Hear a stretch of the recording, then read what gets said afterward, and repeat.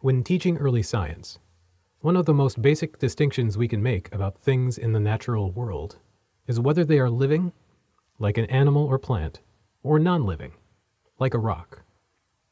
And in developing an understanding of what it means to be a living thing, children need to grasp the early science concepts of growth and change. While growth and change are similar, they refer to different ways that living things exhibit different characteristics across time.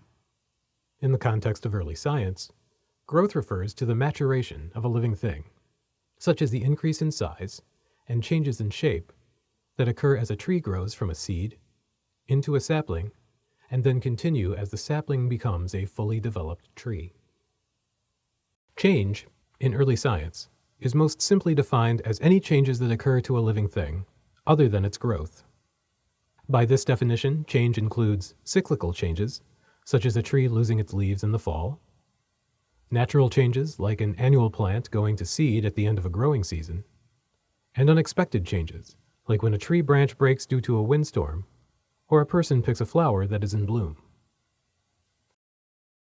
Once young children recognize growth and change, you can support children's understanding of these concepts through discussions about what all living things need to survive, the environmental factors that help them continue to live and grow.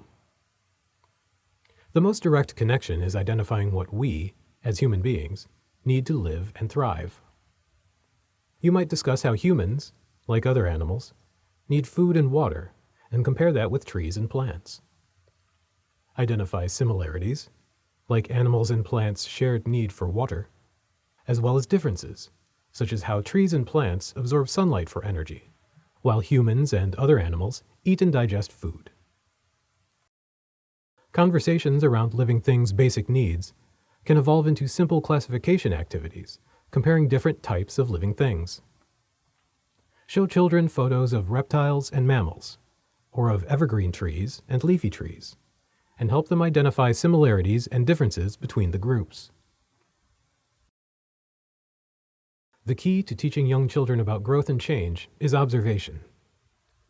Seeing examples of living things growing and changing is the best start to understanding growth and change concepts. Ideally, these observations occur over time, taking place over days, weeks, or even months. Whether children observe growth and change inside or outside of the classroom, in the natural world, or in themselves, this first-hand experience highlights the characteristics of living things and what they need to live. Would you like to explore growth and change further? The Early Science Matters Professional Development Series dedicates an entire module to growth and change within children's early science learning. Be sure to check out other early science videos, lesson plans, resources, and blog entries, all available within the Early Science Matters website.